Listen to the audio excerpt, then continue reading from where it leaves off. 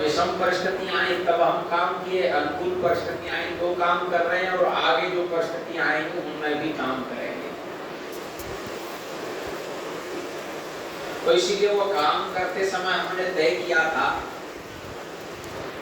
कि मूल को छोड़ेंगे और आधुनिकता को ध्यान में रखते हुए आगे बढ़ेंगे। और मूल हमारा जो है संस्कार पक्ष है, सिद्धांत है और संगठन की एक विचारधारा है, उसको हम छोड़ने वाले नहीं। लेकिन आधुनिकता से परहेज नहीं, जो हमारे संगठन और देश हित के लिए और संगठन और देश के लिए जो जो आवश्यक लग रहा है वो आज हम कर रहे हैं। उसी करने की कड़ी में एक विषय आ जाता है प्रचार विभाग। तो कई कभी लोग कहते हैं, कोई पुराने हमारे कार्यकर्ता हैं, भाई साहब अब प्रचार प्रसार पर ज्यादा जोर है।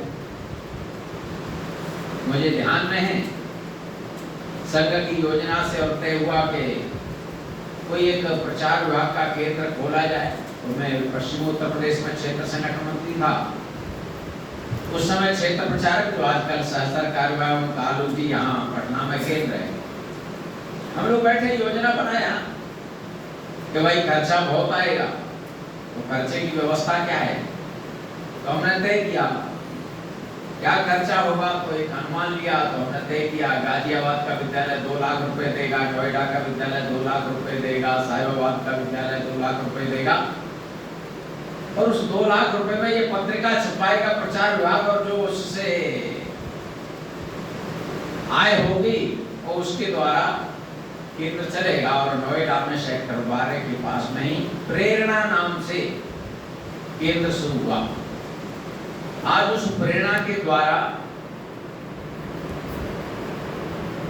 इस प्रचार विभाग के लिए प्रशिक्षण की योजना और किस प्रकार से न्यूज का संशोधन किया जाए और वह पर प्रचारित प्रसारित किया जाए। आज केंद्र के द्वारा केंद्र के वरिष्ठ अधिकारी संगठन के अपने जो भी बोलते हैं, पहले वह न्यूज प्रेरणा केंद्र पर जाती है और प्रेरणा केंद्र के बाद आगे बढ़ाई जाती है। वही अधिकृत पूरे देश में मान्य है, अन्य जगह की मान्य नहीं। संघ की सरसंघचालक ने कई वक्तव्य दिया, प्रेरणा केंद्र के माध्यम से जाएगा, फिर उसको मान्यता मिलेगी।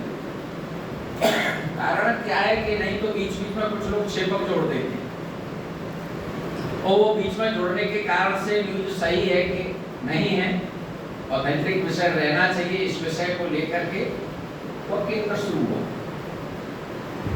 और उसी में से विषय आगे बढ़ा। प्रचार को केंद्र मान करके काम में लगे। तो प्रेस संघ के एक वरिष्ठ प्रचारक थे जो अपने अवनीश भटनागर जी के बड़े भाई थे, आशीष भटनागर हमारे। तो एक छोटे भाई आशीष भटनागर और दूसरे तो जो अखिल भारतीय प्रचार विभाग का पहला काम उनको दिया गया, और पहला काम उनको दिया गया और वह काम लखनऊ में प्रारंभ किया। लेकिन उनका जीवन यात्रा बहुत जल्दी समाप्त हो गई और उसके बाद फिर प्रेरणा का केंद्र नोएडा में शुरू हुआ और आज चल रहा है। लेकिन विषय वही आता है कि संघ का कार्य परिस्थिति निरपेक्ष है, तो परिस्थितियों की चर्चा नहीं करनी चाहिए क्या? करनी चाहिए। लेकिन हम परिस्थितियों की चर्चा करेंगे, संग्रह करने का काम अवलेखागार करेगा। ये दोनों विभाग जुड़े हैं। प्रचार हम करेंगे, संग्रह अवलेखागार करेगा। तो संग्रह करने का काम अवलेखागार के लिए हम सामग्री जुटा करके देंगे जगह जगह से जाकर। इसलिए अपने पास भी पर्याप्त व्यवस्था चाहिए और अवलेखागार को मजबूती मिलनी चाहिए अपने काम से। तो प्रसिद्धि परान्मुख के बात कहेंगे कि अपना कार्य परिस्थिति हमारे प्रसिद्धि परान्मुख है, प्रसिद्धि से दूर रहना, लेकिन अपना प्रचार नहीं करना, काम का प्रचार करना। कभी कभी क्या हो जाता है कार्यकर्ता का प्रचार हो जाता है, कार्य का प्रचार नहीं। हमारा काम है कार्यकर्ता के साथ साथ काम का प्रचार ज्यादा हो। मेरा फोटो छोटा छपे कोई दिक्कत नहीं, लेकिन विचार का फोटो बड़ा छपना चाहिए।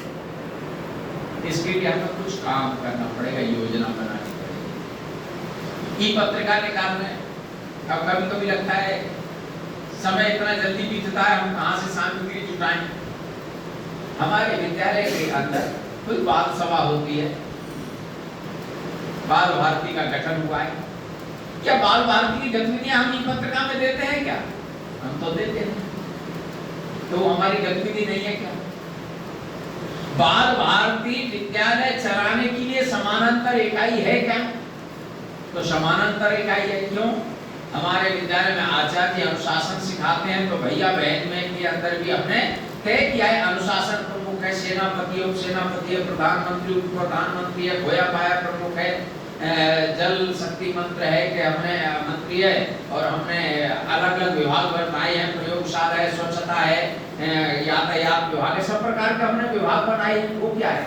जैसे हम आचार्य भारती का गठन करते हैं वैसे ही बाल भारती का गठन करते हैं, वहां भी दायित्व देते हैं।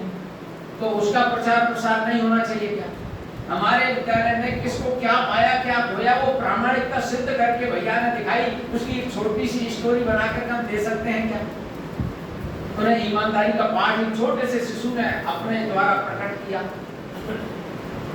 भाई बात छोटी हो सकती है, लेकिन ये कहानी अगर जीवन की बन गई तो कितने लोगों को सुनाने के लिए मिल जाएगी। ऐसे छोटे छोटे से प्रसंग एकत्रित करना, विद्यालय से जुटाना। वह प्रसंग अलग अलग प्रकार के हो सकते हैं। बालक का जन्मदिन मनाने आए तो किसको अपने माताजी पिताजी को लेकर आए, और आता है जन्मदिन मनाने के लिए तो भैया बहनों के बीच में वो टॉफी बांटता है, अलग बात है, लेकिन जन्मदिन मनाने की प्रक्रिया पूछता है। सब भैया बहन उसका विद्यालय के अंदर जन्मदिन मनाती, छोटा सा प्रसंग बना करके हम दे सकते हैं।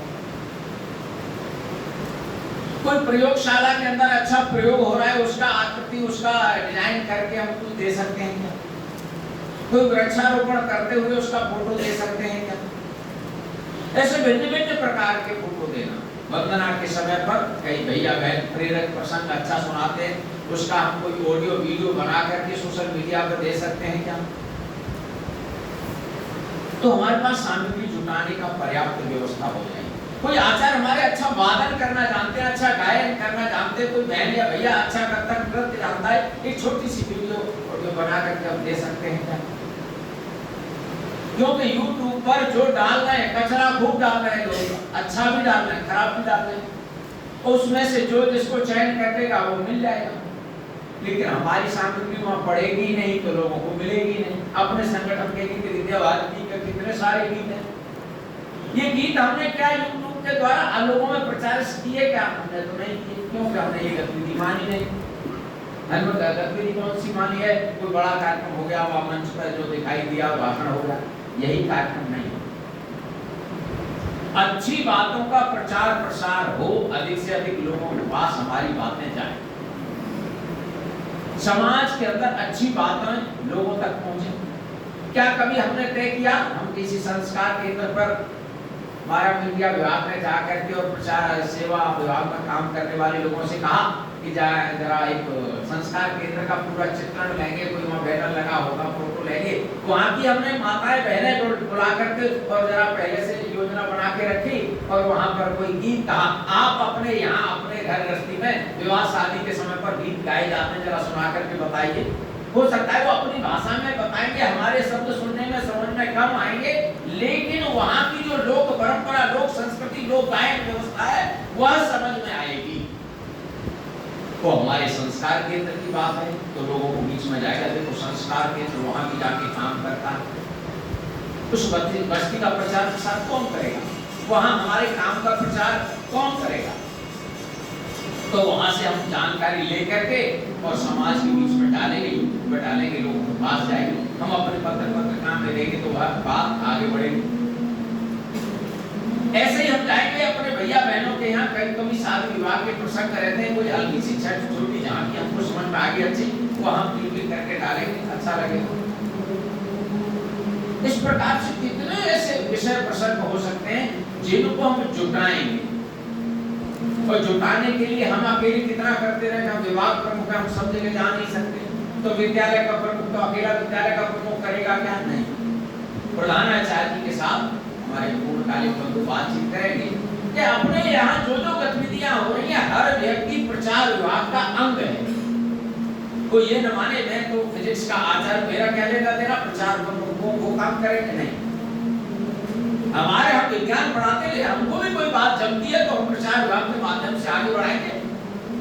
प्रचार विभाग एक माध्यम है, करना सब लोगों